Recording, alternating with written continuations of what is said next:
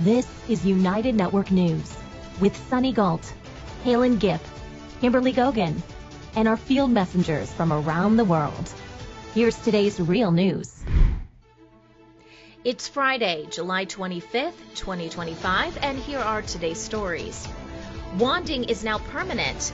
Queensland police could continue using handheld metal detectors to randomly search people in public spaces. No warrant needed. Supporters say it's about safety, but what about civil liberties? Period tracking apps promise to help you take control of your health. But what happens to your data behind the scenes?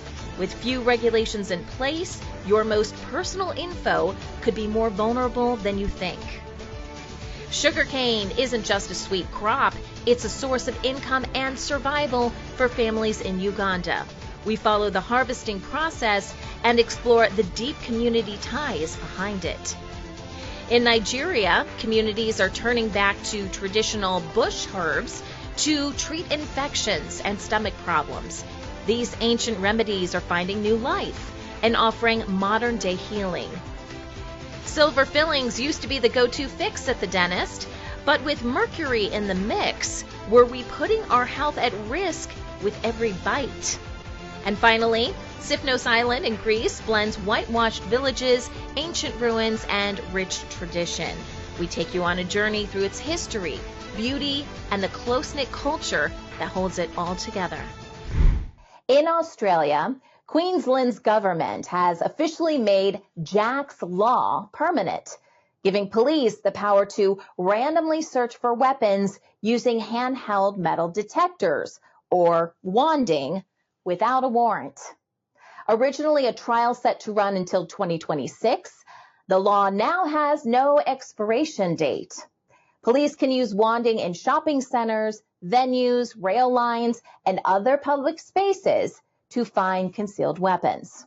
The law is named after Jack Beasley, a 17-year-old tragically killed in a stabbing. It was introduced in 2021 with the hope of reducing knife crime. Initially tested in Queensland's entertainment precincts, its use later expanded to other public areas, like transport and malls. Similar laws exist in New South Wales, Tasmania, the Northern Territory, and Western Australia, and the Queensland decision could influence how these states approach their policies. The updated law removes safeguards like senior officer oversight, reporting requirements, and reviews. Most charges during the trial involved minor drug offenses or knife bans. It's already underway in shopping centres. Just quickly warn you guys, because you're in a shopping centre, just looking for knives and everything. Rolled out at sporting venues, safe night precincts and public transport stops. What I'm going to do is just going to place you under arrest for possession of a knife in a public place. Soon anyone should expect to be wanted anytime and anywhere. We're not going to wait for another violent crime. There already has been lives lost and violent crimes committed outside of those prescribed locations. Jack Beasley was stabbed to death in Surfers Paradise in 2019 on what would have been his 23rd birthday, a major expansion to the law made in his memory, tabled in state parliament. Authorities believe it's as significant a reform as the introduction of RBTs. And random breath testing has been around for a long time and has led to a cultural shift in the community around drink driving. Similar approaches and similar cultural shifts will occur for our community with the expansion of Jack's Law. But this police power won't be unlimited. Officers performing searches must have grounds to do so. Any public area that a senior police officer has intelligence to suggest that people there will be carrying and might use knives. Professor Janet Ransley from the Griffith University reviewed a year-long trial and didn't find evidence that wanding reduces knife violence. While the wands help confiscate weapons, knives are easily replaced, and the root causes of knife crime, like mental health issues, poverty, or domestic violence, go untouched. Studies in the UK and Victoria back this up, showing stop and search laws don't necessarily lead to less violent crime. Instead, critics argue these laws risk biased targeting, especially against minorities, and pull resources away from areas that really need them. Still, government officials disagree. The police minister says the law is working. For example, a wanding operation in Sydney has led to arrests and the seizure of knives. The goal, they say, is to crack down on the growing knife culture among teenagers. All it takes is someone to have an argument, someone pull out a knife. These are deadly weapons. These will kill people. These will seriously injure people. It's been just over 6 months since the state government brought in new wanding laws allowing senior police to declare certain public places for wanding, allowing officers to scan people for knives or weapons without a warrant. Well over 100 weapons have been seized statewide in just the first few months. We've had an 80% reduction in our street robberies, in our assaults, in our stealings, because we are out there interacting with the youth. I recognise it's an inconvenience for members of the public. Most people have complied with the wanding powers that police have, and I think it's going to save lives in the years ahead. However, several legal and human rights groups have pushed back. The Queensland Human Rights Commission has raised concerns about excessive use of scanners and potential overreach into people's rights. Meanwhile, the Queensland Council for Civil Liberties has criticized the removal of the reasonable suspicion requirement for police searches, arguing it opens the door to misuse. Tackling knife violence means focusing on the root causes, like investing in community programs and support services. According to the Queensland government, around 50% of serious violent crimes are linked to domestic violence in private settings, where measures like wanding don't help. Real change comes from understanding why people carry knives and using evidence-based strategies.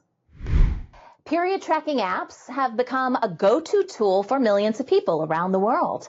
They help users monitor their cycles, track symptoms like cramps or mood swings, and even predict ovulation or fertility windows. For many, they're an easy way to feel more in control of their reproductive health, especially in places where information is limited or talking about periods is still taboo.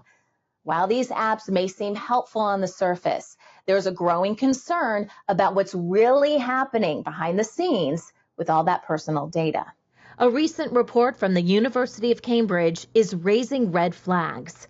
Researchers are warning many of these apps are quietly collecting intimate health data and selling it to advertisers, tech companies, and other third parties, often without users fully realizing it. And it's a lot of data. A previous 2024 study from the University of Cambridge found the 3 most popular period tracking apps have been downloaded more than 250 million times worldwide. That's a massive amount of information being gathered, analyzed, and monetized. One of the most popular and widely used period tracking apps mentioned in the report is Flow. At Flow, we know that navigating your hormones can be pretty confusing. Am I hangry or hormonal? Why do my mood swing so much? What is this bloating? Find answers on Flow. Get to know your normal with Flow's period and symptom tracker, personalized insights, and thousands of tips from our medical experts. Join 380 million women taking control at every stage of their health journey, from first period to pregnancy to perimenopause. Download Flow for free from the App Store or Google Play today. The problem is most people don't think of their period data as particularly sensitive or valuable, but it is. A Financial Times investigation found basic details like a person's gender, age, or location are worth just about 0.0005 cents per person. But if that same person is in their 3rd trimester of pregnancy, the value of their data jumps 220 times, up to 11 cents. Cycle tracking apps, or CTAs, are not protected like other health data. The information you enter, no matter how personal, is not legally considered protected medical information. These apps are best understood within the broader system of data capitalism. The apps are typically created and operated by for-profit companies, and they're part of a larger trend of self-tracking tools that rely heavily on user data to generate revenue. Because of this, they face pressure from investors and funders to turn a profit, often in ways that prioritize business interests over user well-being. Most of the top period tracking apps use a subscription model or freemium setup, where the basic version is free to download, but access to premium features costs extra. They also commonly make money through advertising, which often involves sharing or monetizing user data. Remember the Flow app? It's at the center of a major class action lawsuit involving Google and Meta. Big update on the viral lawsuit against Flow, the period tracking app that was sharing info with Meta and Google. Well, Google just agreed to settle. Yup, just weeks before trial. Here's what happened. Users accused Google of violating California's privacy law by pulling reproductive data from the Flow app using tracking tools without consent. This all blew up after a 2019 Wall Street Journal investigation and a separate FTC probe into Flow's kind of sketchy data sharing practices. Fast forward to now, the judge certified a class of nationwide people who used the Flow app between late 2016 and early 2019. Google tried to fight back with a summary judgment motion, lost, and now it's settling moments before trial. I don't know how much is involved yet, but this is big news. And remember, Meta is still involved in the lawsuit, so this is just Google settling, but it's a start. Period tracking apps collect far more information than just your cycle dates. They often gather details about physical symptoms like cramps or acne, mood changes, sexual activity, sleep patterns, medications, and even cravings and energy levels. Many people use these apps to monitor health conditions such as PCOS or endometriosis, or to help plan or avoid pregnancy. When this data is combined with other online information like your social media activity or shopping habits, it allows companies to build detailed profiles about you. The report from Cambridge suggests period tracking data combined with other data can reveal things like your political views based on the app you use, possible mental health issues such as depression or PMS, physical health problems, sexual identity and habits, social behaviors, and reproductive choices, including pregnancy status or contraception use. Even irregular cycles or miscarriages might be misinterpreted, which can be risky in some regions. Since the fall of Roe v. Wade, there has been a lot of concern about people getting in trouble for going to get an abortion, especially if they live in a state where it's banned or restricted. What does this have to do with a period tracking app, you might say? Well, it's because there's this concern that if you are tracking your periods and then all of a sudden, hypothetically, you track that your period is gone, and then maybe you're in Texas or somewhere and you get an abortion and somebody reports you, could the authorities use the data that you've tracked in your period tracking app against you? Meaning to say, look, she was actually pregnant and then something happened and then her period came back. So can we use this to get her in trouble? It feels very dystopian to have to think about this. Government tracking of menstrual data isn't hypothetical, it's real. In Missouri, officials monitored patients' cycles during an abortion investigation. Under the Trump administration, migrant teens' periods were tracked to restrict abortion access. In both cases, deeply personal information was recorded and, in one instance, made public. To protect user data, period tracking apps need stronger regulation. Reproductive health data should be legally treated as sensitive, with clear consent required before it's collected or shared. Companies should be more transparent and offer easy opt-out options, while nonprofit or open source alternatives could provide safer, ad-free tracking. Education is also key. Users need to understand what's being collected and how it's used. Tired before the day begins? NAD Plus levels drop 50% after 40. NAD Plus helps your cells bounce back fast.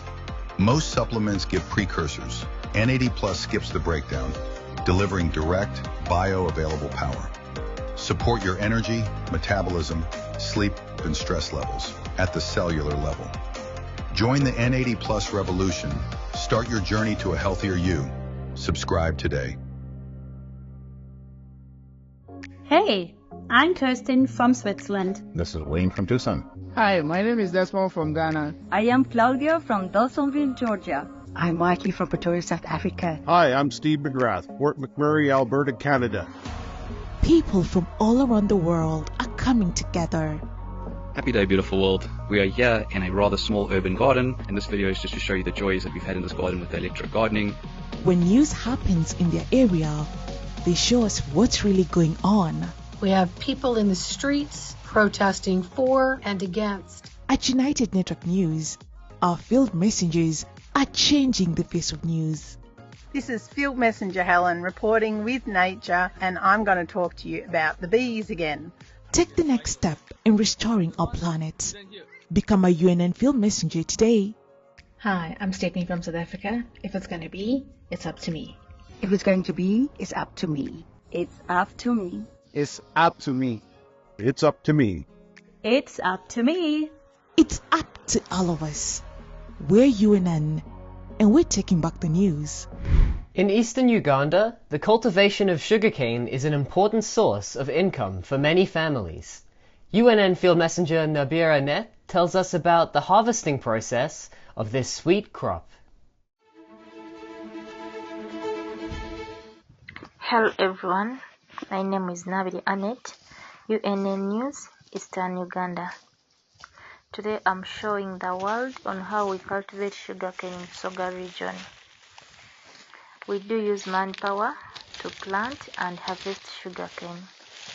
The plantations are worked upon by children, women and men. These people cut, wrap it up with cane leaves and gather in bundles. Each small bundles contain 12 to 15 sugar canes, and it costs 100 Ugandan shillings. Each person has to make 37 bundles to earn $1. This plantation is worked upon by more youths, as it is school time to make ends meet and raise school fees, together with scholastic materials like books, pens, rims, among others. It also has women, mostly single mothers, who earn a living at their homes. It being a swampy and molded farm, the trucks cannot enter the plantation. Men carry the canes to the assigned location where vehicles have accessibility and load it. Transport it to the main factory for processing. Thank you. UNN Field Messenger Mazi Uchenma from Nigeria's Igbo tribe shares how they're turning back to natural bush herbs.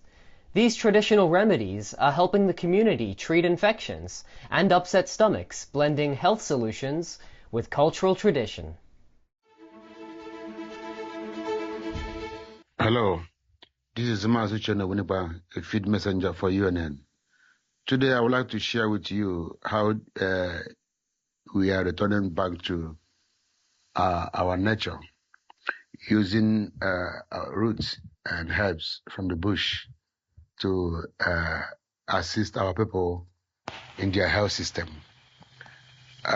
What we have here is the cassava stem and the cassava himself. You get the cassava and the stem, you cut it into pieces, and you get the peel, the cassava itself, and peel the shell. This shell, the cover, which is when you get them and you wash it, both that shell and the cassava stem, you cook it together.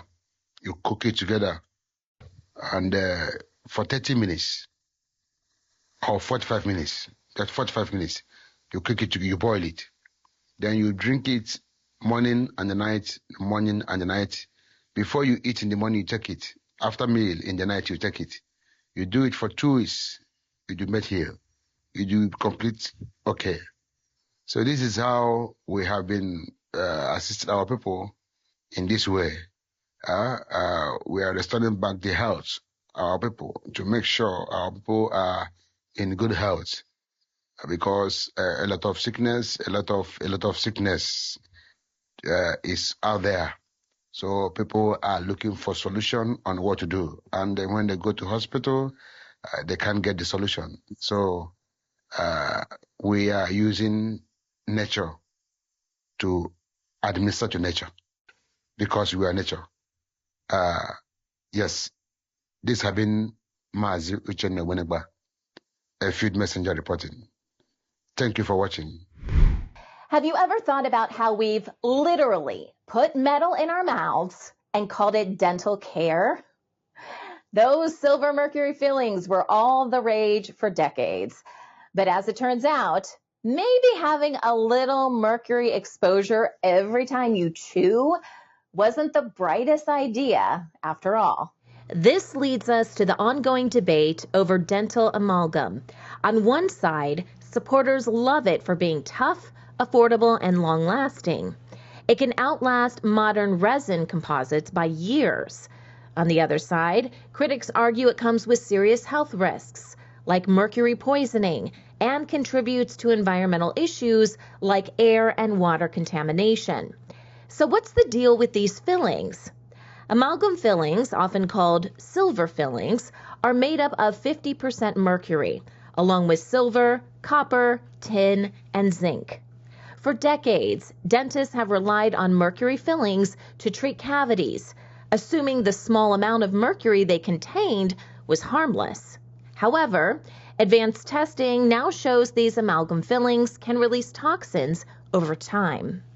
The problem is every time a mercury filling is disturbed, whether you're chewing, grinding your teeth, or it's just wearing down, it releases toxic gases. Your body absorbs these gases, which can lead to serious health issues like mercury poisoning, brain damage, allergic reactions, and even risks to unborn babies. Are amalgam or mercury filling truly safe? There are various scientific data about toxic metal amalgam filling, but listen to the 3 facts below and make a judgment yourself. Number 1, the predominant source of human exposure to toxic mercury is from metal amalgam fillings. Number 2, when your dentist removes your mercury or amalgam filling, it cannot go to the suction, then to the environment because of accumulative and persistent toxicity of mercury to our environment. So how could amalgam fillings stay in your mouth and constantly leak mercury to other part of your body or organs? Number 3, according to IAOMT organization, there is no such a thing as a safe mercury filling. While many countries have started banning or restricting dental amalgam, it's still being used in several places, including the United States. In fact, in 2020, the Food and Drug Administration issued new guidelines recommending mercury-containing fillings not be used for specific high-risk groups. This includes people with neurological conditions like Alzheimer's or Parkinson's, those with kidney issues, pregnant or nursing women, and children under 6. It is estimated more than 100 million Americans have mercury fillings today. However, the FDA advises against replacing existing fillings unless absolutely necessary, suggesting mercury-free alternatives like composite or glass ionomer fillings instead. Over in Europe, they've taken things a step further. Since 2018, dental amalgam has been banned for children, pregnant women, and nursing moms. And starting January 2025, the European Union is phasing it out completely. No more making, importing, or using these fillings, with a few exceptions. It's all part of a bigger plan to cut mercury pollution and protect both health and the planet. Mercury is the most toxic non-radioactive element, and it has to be treated as a highly toxic and hazardous waste, except inside a human tooth. and just ask Google and ChatGPT how mercury containing waste has to be treated. An average-sized amalgam filling releases 1 to 3 micrograms of mercury per day. The EPA, the Environmental Protection Agency, considers 0.1 micrograms per kilogram of body weight per day to be safe. This means that for an adult with 70 kilograms or 150 pounds roundabout, safe intake would be roundabout 7 micrograms per mercury per day. So with 3 amalgam fillings, that's 3 times 2 to 3 micrograms, and that's 6 to 9 micrograms in total, this person could already exceed the daily reference dose given by the EP. Some people are more at risk from amalgam fillings because mercury exposure adds up in time. If you're pregnant, work around mercury, or eat a lot of seafood, your risk is higher. Even habits like drinking hot drinks or chewing gum can release more mercury from fillings. Removing amalgam fillings isn't as straightforward as it sounds. Most dental schools teach dentists how to place these fillings, but not how to remove them safely. This can result in unnecessary mercury vapor exposure for both the dentist and the patient during the removal process. So, if you're planning to get them removed, it's important to find a dentist who knows how to do it safely. Damaging your brain, nerves, kidneys, lungs, and many other systems. That's why amalgam removal is step 1. But you can't stop there. Work with a functional holistic physician on heavy metal detox protocols, nutrients, and lifestyle changes to actively clear stored mercury. Sauna therapy, chlorella, selenium, magnesium, and specific detoxification regimes help bind and escort mercury out of your system. This reduces total body burden over time. Amalgam removal must be followed by active detoxification if you want to undo years of mercury accumulation in your body. It's clear dental amalgam is a complicated topic. If you've got amalgam fillings, keep an eye out for any health changes that could be linked to mercury exposure. Whether you still have them or are thinking about replacing them, knowing the risks and your options can go a long way in looking after your health. Sifnos Island in the heart of the Aegean Sea is rich in history and culture. With traditional architecture, ancient sites, beautiful beaches, and a close-knit community. UNN Field Messenger Gisela takes us on a journey to discover its charm. Hi, this is Gisela, Field Messenger for United Network News. Today I am reporting from Sifnos in Greece, where I spent a summer vacation. After one day in Athens, I took the ferry boat to Sifnos, an island of the Cyclades, where I stayed for 1 week. Sifnos is one of the smaller Greek islands. It has a mountainous and very arid landscape.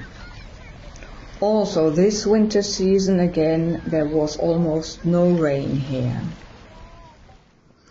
Still, looking down from up the mountains, you can see derelict small stony walls that have been built long ago to protect the then very fertile fields.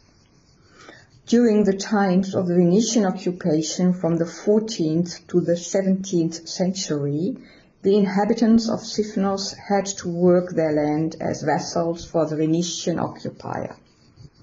Nowadays, there are many goats and sheep on the island. The inhabitants make their own products like delicious cheese and also honey. Some vegetables are cultivated even in the small places between houses and hotels. There are charming fishermen villages with lovely beaches and authentic restaurants where you can eat fresh fish just brought in. What struck me are the many churches on the island, 365 in total, they say. I was told that during the Ottoman occupation from the 17th century onwards to the 19th, those who had a church, even a very small church, in their house or on their land, were free from taxes. In some of the churches, you see olive oil in a small bottle as fuel for small lights to substitute candles. I was lucky to be able to assist to a small folkloric festival in Epomonas, one of the two bigger villages on the island. Greek people very much appreciate their own traditions, be it in holding on to family life and family enterprises, be it in studying their own traditional dances and music.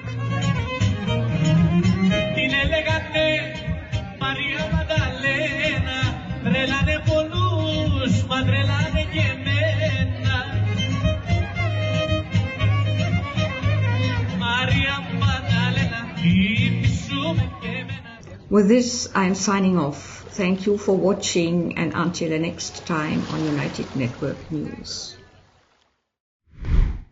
At UNN, you are the news. Get involved by joining our weekly Field Messenger meetings. Visit unitednetwork.earth to learn more. Remember, if it's going to be, it's up to me.